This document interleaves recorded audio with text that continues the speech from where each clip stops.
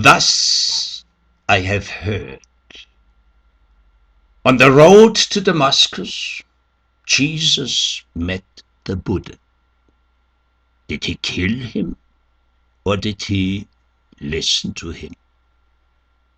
Jesus had his Damascus experience, which gave him a sweeping self-recognition and threatened to change his attitude. It's good that there were no witnesses for this. No one else were there who could have reported about what happened there on the road to Damascus. So Jesus alone knew of this encounter, but remained quite silent about it. How do I know about it? Well, I also met the Buddha on another road, and he told me something about that remarkable encounter. Jesus was fed up with his disciples because they did not understand even the most childish parables he told them. So he wanted to be alone for a while. He walked along on the road to Damascus. Why did he go to Damascus?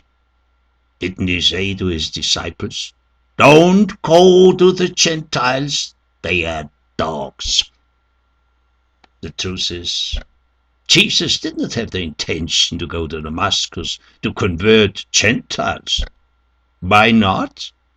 Because they were not Jews, and therefore not worthy of him. There should not be any fellowship between Jews and Gentiles. He just wanted to walk on the road to Damascus, to get rid of his anger and to cool down. And behold, that day Jesus left Jerusalem and walked on the road to Damascus. Besides him, no one else walked on the stony road, so he met nobody. And that was good so, because he wanted to be alone by himself and be silent for a while. Every day he was surrounded by so many people. Every day he had to preach a lot. Every day people wanted something from him, to be healed, to be freed from some demon, or to be fed with bread and fish. In the distance he saw the Mount Hermon, whose peaks were covered with snow. Desert was in the east. Hot winds lifted mighty clouds of dust, which darkened the sun. Fine sand entered into his eyes. Heat and thirst tortured him. He advanced very slowly.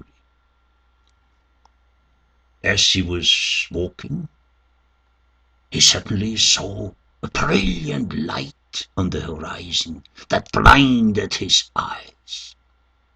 Jesus said to himself, "That can only be the devil who makes me see what is not there."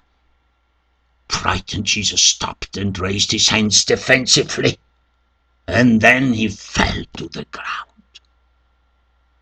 But then he thought, "Why should I fall to the ground?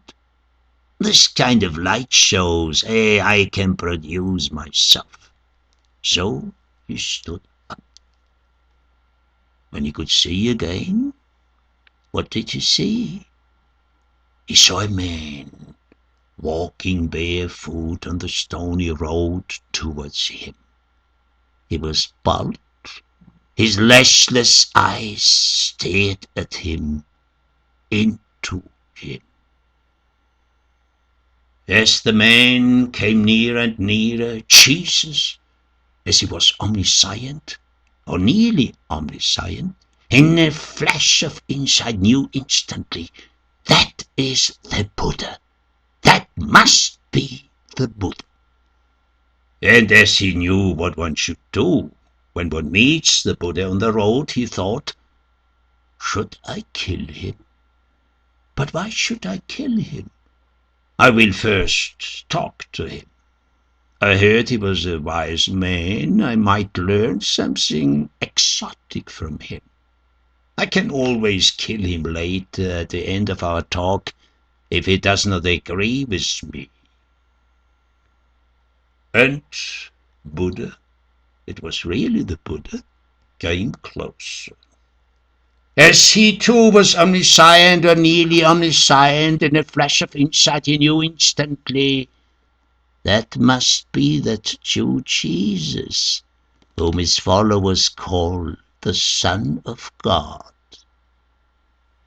But Buddha also knew about the saying, if you meet the Buddha on the road, kill him. But Buddha was not afraid.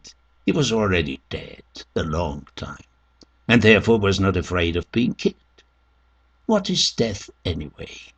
Just an illusion.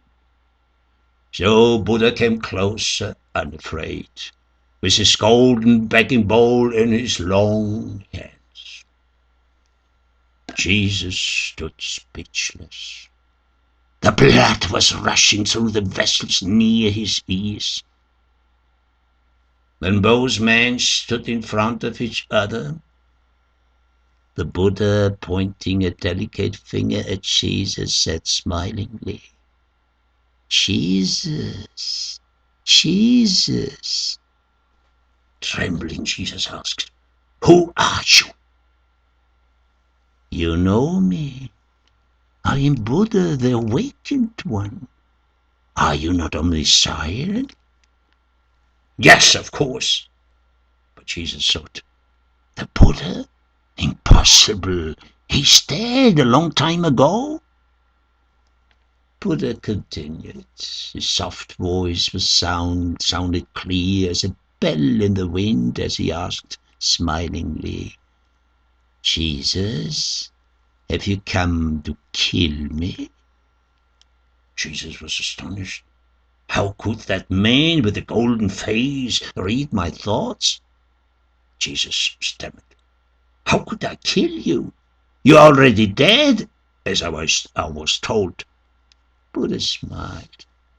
My body is rotten, but my spirit body lives on. After my parinirvana, I shook off my body made of skin, flesh, and bones. Now I'm living in my true body, the Dharmakaya. I am the thus gone, the Tathagata. But my followers can relate to my true body. In this true body I will always exist to lead beings to their salvation.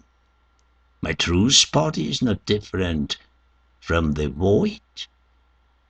Usually it cannot be seen except by fully realized beings. Jesus was proud that he could see Buddha's true body. That was a proof that he himself was a realized being. Buddha smiled at Jesus. Then he drew near, took Jesus by the hand, and led him under the only tree nearby. He said, come with me under that tree, and I will teach you a few things. Let us sit in the shadow of this tree. Sitting under a tree can help a lot. When I was sitting under a tree for a long time, I even got enlightened. Maybe you too? Jesus shook off Buddha's friendly hand and said, frightened, no, no, no, no. Trees are dangerous. Why? It was in paradise when Satan hid himself in the disguise of a snake in a tree. The tree of knowledge was the damnation of mankind. Why should knowledge be something bad?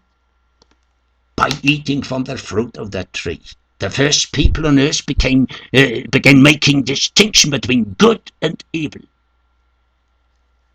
There is no good and evil. Yes, there is. Trees are helpful. To my monks I recommended meditating under trees. I myself became enlightened sitting under a tree.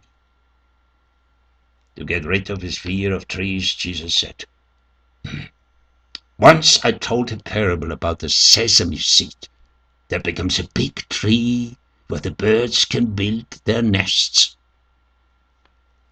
Buddha looked at Jesus and asked, but out of a sesame seed only a small bush grows, but not a big tree. Don't you know that? Jesus wasn't willing to admit a mistake, so he said, a little annoyed, maybe in your country it's only a bush, but here in the Holy Land it becomes a big tree. Buddha smiled. Jesus went on. The tree of knowledge of good and evil stood in the middle of the Garden of Eden, from which God forbade Adam and Eve to eat. But a serpent tempted them. Nobody can tempt a man if there is not already a desire in him, which has only to be awakened. And what happened to the couple after they ate the forbidden fruit? They became aware of their nakedness. Buddha smiled. What is so bad with being naked? We all were born naked. To become aware of one's nakedness is not a very great discovery. What would be a greater discovery then? That life is suffering. Being naked can be fun. God prohibited Adam and Eve to eat from the tree of knowledge. That's the fact. How can gaining knowledge be evil? Knowledge is the highest good to overcome ignorance, which makes us suffer. After this, in order to deny them access to the tree of life, or hence immortality, my Father in heaven threw the couple out of the garden and forced them to survive through agriculture by the sweat of their face. There is no tree of life nor immortality. There is no need of a God to create death. Whatsoever comes into being must die. That is the law.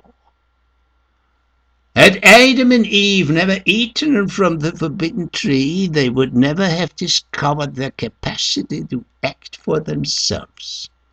They would have remained ignorant children. Instead of distinguishing between good and evil, people should better become aware of what is true and false. But by eating the fruit from the tree of knowledge of good and evil, they sinned. From Adam and Eve, humanity inherited the original sin.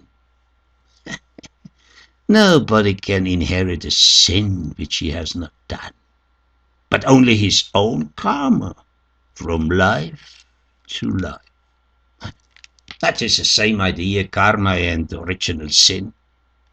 No, karma is not something you can inherit from your ancestors. You are the only heir to what you have done. To be punished for what others have done is unjust. Is your Father in heaven not just? He is justice himself. By eating of the fruit of the tree, Adam and Eve wanted to be like God.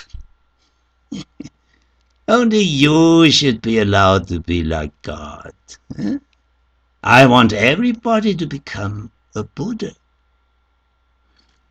Finally, Buddha could convince Jesus to sit with him in the shadow of the only tree at the side of the road. The tree was in blossom, and its fragrance could be smelt at a distance. Thus Jesus overcame reluctantly his fear of trees. Buddha sat in the lotus posture, Jesus tried to imitate him, but his legs were quite stiff and could not be bent easily. Buddha spoke. For my followers, the trees under which I gained enlightenment is now considered a sacred tree, a body tree. But my awakening has nothing to do with a special tree. I could have awakened under any tree. Before my awakening, I spent a lot of time sitting under a tree, motionless in contemplation. Then, after waking up, I stood gazing in gratitude to that tree that had sheltered me during the struggle for enlightenment.